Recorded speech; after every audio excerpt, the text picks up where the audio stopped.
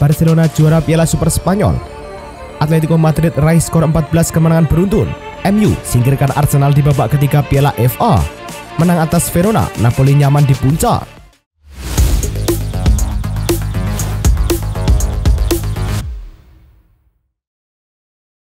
Halo Soccer Mania, kembali lagi di Blessing Soccer News. Kali ini kami sudah siapkan berita-berita terbaru seputar dunia sepak bola. Tentunya untuk kalian semua, selamat menyaksikan. Tottenham Hotspur versus Stamford FC dalam laga putaran ketiga Piala FA di The Lam Ground. Meskipun Spurs diunggulkan, mereka mengalami kesulitan untuk mencetak gol selama 90 menit waktu normal. Namun, keberuntungan berpihak pada Tottenham ketika Nathan Siguna dari Tanwart mencetak gol bunuh diri pada menit ke-101. Dejan Kulusevski menggarakkan keunggulan pada menit ke-107 usai mengecoh kiper Tanwart dan menambah keunggulan timnya. Brennan Johnson menutup pesta gol dengan golnya pada menit ke-118, memastikan kemenangan meyakinkan bagi Tottenham. Hasil ini meloloskan Tottenham ke babak 4 Piala FA. Manchester United melawat ke markas Arsenal pada pertandingan babak ketiga di Emirates Stadium.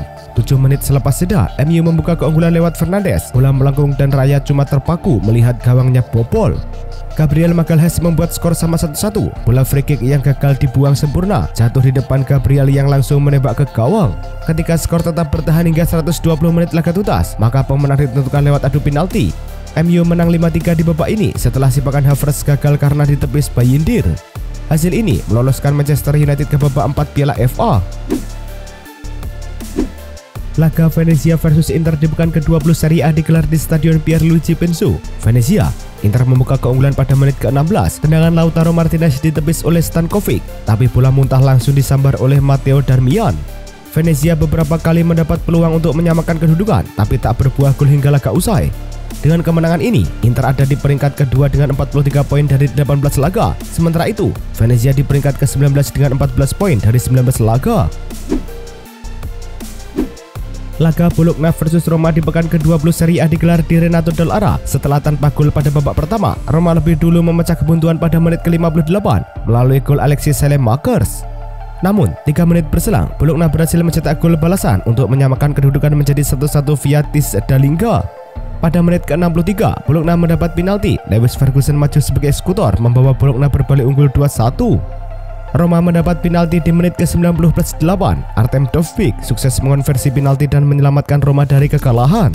Dapat tambahan 1 angka, Roma masih ada di peringkat ke-10 klasemen dengan 24 poin, sementara Bologna menduduki posisi 7 dengan 29 poin. Napoli menjamu Verona di Stadio Diego Armando Maradona. Tuan rumah sudah membuka keunggulan pada menit ke-5. Tembakan Giovanni Di Lorenzo bolanya mengenai tiang, lalu memantul dan masuk ke gawang. Dominasi Napoli baru benar-benar termaksimalkan setelah turun minum. Frank Anguissa mengadakan keunggulan pada menit ke-61 usai menerima umpan dari Romelu Lukaku. Napoli mengamankan 3 poin dan mengoleksi 47 poin dari 20 laga, 4 poin di depan Inter Milan, sementara Verona bertahan di posisi 17 dengan 19 poin. Atletico menjamu Osasuna di Riyadh Air Metropolitano. Dalam lanjutan Liga Spanyol, tuan rumah tampil lebih dominan dan mengancam. Atletico memecah kebuntuan selepas turun minum, tepatnya pada menit ke-55. Dalam situasi sepak pojok, Clement Lenglet menanduk bola ke arah Alvarez dan disambar ke dalam gawang dari jarak dekat. Dengan hasil ini, Atletico naik ke posisi teratas Liga Spanyol dengan 44 poin dari 19 laga, sedangkan Osasuna tertahan di urutan 11 dengan 25 poin. Barcelona versus Real Madrid pada pertandingan final Piala Super Spanyol di King Abdullah Sport City Stadium. Laga baru berjalan 5 menit. Real Madrid sukses membuka keunggulan lebih dulu berkat gol Mbappe. Namun gol ini kemudian mampu dibalas oleh Barcelona lewat Lamine Yamal di menit ke-22 dan membuat skor menjadi 1-1. Menit ke-35, Barcelona mendapat hadiah penalti. Robert Lewandowski pun sukses menuntaskan penalti ini menjadi gol. Pada menit ke-39, Barcelona menambah keunggulan menjadi 3-1 lewat sundulan Rapinya meneruskan umpan Koundé. Barca mengakhiri babak pertama dengan keunggulan 4-1 usai Alejandro Balde mencetak gol di menit ke-10 masa injury time. Di babak kedua, Barcelona langsung tancap gas dan menambah gol lewat Rapinya pada menit ke-48. Skor berubah menjadi 1-5. Tendangan bebas Real Madrid dieksekusi Rodrigo dan berhasil menjadi gol untuk mengubah skor menjadi 2-5. Barcelona menang 5-2 atas Real Madrid dan memastikan juara Piala Super Spanyol 2025. Paris Saint-Germain versus Saint-Etienne dalam laga Ligue 1 yang berlangsung di Parc des Princes. Ousmane Dembélé membuka skor untuk PSG pada menit ke-13 dengan membawa timnya unggul lebih awal. Dembele kembali mencetak gol pada menit ke-23 melalui tendangan penalti menggandakan keunggulan PSG menjadi 2-0. Zuriko Davitashvili mencetak gol hiburan untuk Saint Etienne pada menit ke-64, namun usaha mereka untuk menyamakan kedudukan tidak membuahkan hasil. Dengan hasil ini, PSG tetap kokoh di puncak klasemen Ligue 1 dengan 43 poin dari 17 pertandingan. Tottenham Hotspur mencatatkan sejarah sebagai tim Premier League keempat yang harus menjalani perpanjangan waktu dalam pertandingan Piala FA melawan klub non-liga setelah Leicester City, Charlton Athletic, dan West Ham United. Dalam pertandingan yang berlangsung melawan Tamworth, Spurs harus berjuang keras sebelum akhirnya meraih kemenangan 3-0 setelah perpanjangan waktu. Kemenangan ini menjadi pengingat akan ketidakpastian yang sering terjadi di Piala FA, di mana tim-tim dari liga yang lebih rendah seringkali memberikan perlawanan sengit kepada klub-klub besar. Arsenal mengalami nasib buruk di Piala FA setelah tersingkir di babak ketiga untuk 2 musim berturut-turut, sebuah pencapaian yang belum terjadi sejak musim 1995-1996. Arsenal harus mengakui keunggulan Manchester United setelah bermain imbang 1-1 di waktu normal dan perpanjangan waktu sebelum kalah 5-3 dalam adu penalti. Dengan hasil ini, Arsenal kini kalah dalam 5 dari 6 pertandingan terakhir mereka di Piala FA. Kekalahan ini juga menambah catatan buruk Arsenal dalam sejarah pertemuan mereka dengan Manchester United di Piala FA, di mana Manchester United kini telah memenangkan 9 dari 16 pertemuan. Atletico Madrid mencatatkan sejarah baru dengan meraih 14 kemenangan berturut-turut di semua kompetisi setelah mengalahkan Osasuna 1-0 pada 12 Januari 2025. Gol tunggal yang dicetak oleh Julian Alvarez di babak kedua memastikan kemenangan tersebut dan mengukuhkan posisi Atletico di puncak klasemen La Liga. Kemenangan ini tidak hanya menandai keberhasilan tim dalam meraih poin, tetapi juga menjadi rekor baru bagi klub, melampaui pencapaian sebelumnya yang dipegang oleh pelatih Diego Simeone pada musim 2012-2013. Dengan performa yang mengesankan ini, Atletico menunjukkan bahwa mereka adalah pesaing serius untuk meraih gelar di musim ini. FC Barcelona berhasil meraih gelar Supercopa de España yang ke-15 setelah mengalahkan rival abadi mereka, Real Madrid, dengan skor 5-2 dalam laga final yang berlangsung di King Abdullah Sport City, Jeddah. Dengan kemenangan ini, Barcelona tidak hanya menambah koleksi trofi mereka, tetapi juga mengukuhkan status mereka sebagai tim paling sukses dalam sejarah Supercopa de España dan memperkuat dominasi mereka di sepak bola Spanyol. Ini adalah gelar kedua yang diraih Barcelona di bawah format baru kompetisi ini, setelah sebelumnya juga mengalahkan Real Madrid di final tahun 2023. FC Groningen versus Almere City dalam lanjutan Eredivisie. Di laga tersebut, Tom Haye tampil sebagai starter. Hanya saja, dirinya tak bermain penuh pasca ditarik keluar pada menit ke-69. Tampil selama 69 menit bagi Almere City, gelandang berusia 29 tahun itu mendapat rating 6,8 dari SofaScore, usai membuat 11 operan akurat, 2 intercept, 2 tackle, dan memenangkan 2 dari 3 duel. Sayangnya Tom Haye gagal membawa timnya meraih kemenangan usai Almere City harus puas bermain imbang 0-0 kontra FC Groningen. FC Dender versus KEE di lanjutan Liga Belgia. Di laga tersebut, Ragnar Oratmangon tampil sebagai starter dan bermain selama 82 menit bagi FC Dender. Sayangnya, penyerang berusia 26 tahun itu urung membawa FC Dender meraih kemenangan pasca ditahan imbang KEE. Meski gagal menang, Ragnar tampil apik dengan mendapat rating 7,3 dari SofaScore usai membuat 1 tembakan on target, 2 umpan kunci, 3 dribble, 2 tackle, 1 intercept, dan memenangkan 6 dari 14 duel. Bangkok United versus Buriram United pada lanjutan Liga Thailand pekan ke-16. Pratama Arhan turut bermain pada pertandingan yang digelar di markas Bangkok United, Leo Stadium. Arhan awalnya jadi pemain cadangan dan baru diturunkan pada menit ke-80 atau 10 menit terakhir di babak kedua. Meski begitu, ia tampil cukup baik dan turut membantu timnya meraih 3 poin atas Buriram United. Bangkok United sukses mengamankan 3 poin usai menang dramatis 3-2 atas Buriram United. Pratama Arhan mendapatkan rating sebesar 6,1 pada pertandingan malam ini. Bertanding di markas lawan, Port FC secara mengejutkan tumbang dari Chiang Rai United di pekan ke-16 Liga Thailand. Port FC bertekuk lutut dari Chiang Rai United dengan skor tipis 0-1. Hasil minor ini merupakan kekalahan ketiga yang ditelan Port FC pada musim ini. Asnawi tidak bermain penuh pada pertandingan ini dan digantikan oleh Cianawat Wongchai pada menit ke-75.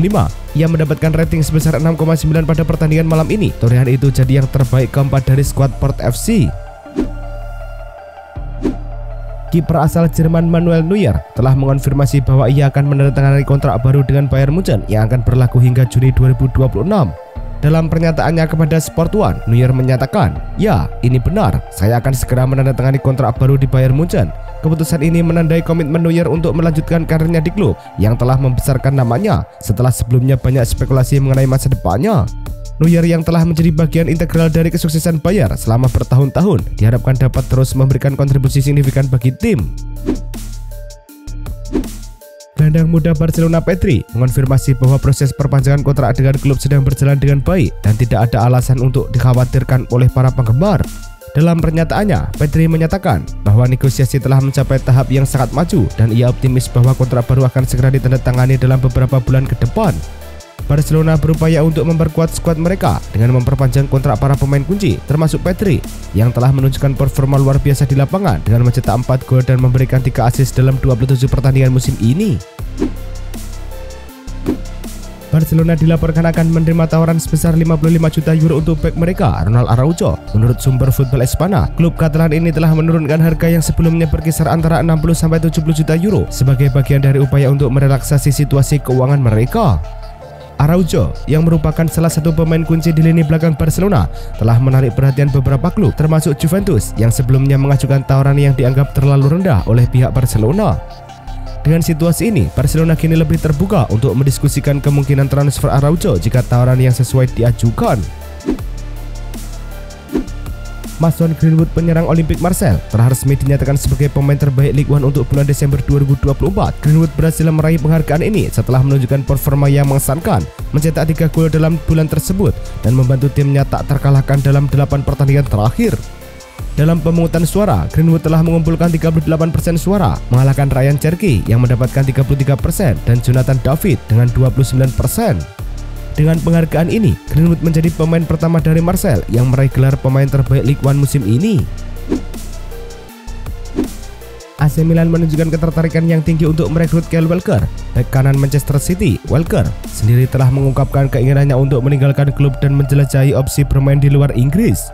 Pep Guardiola, pelatih Manchester City, mengonfirmasi bahwa Walker telah meminta izin untuk mencari peluang bermain di luar negeri dan Milan berharap dapat mendiskusikan kemungkinan transfer tanpa mengeluarkan biaya jika City mengizinkannya pergi secara gratis.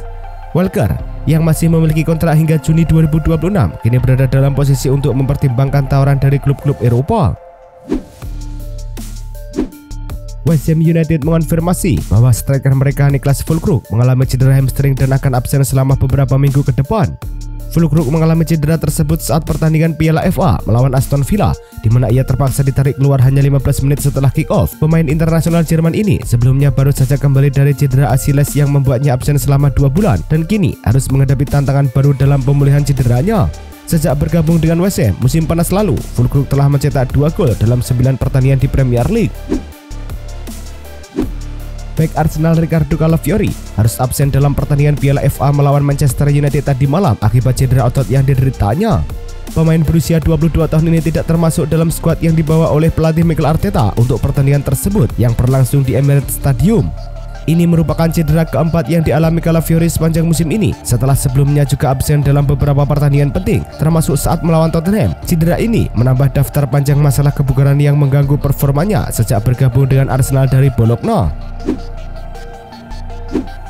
Patrick Kluivert secara resmi diperkenalkan ke publik lewat konferensi pers di Hotel Mulia. Kluivert tiba berbarengan dengan Ketua PSSI Erick Thohir. Ia juga didampingi asisten pelatih Danny Lanzat.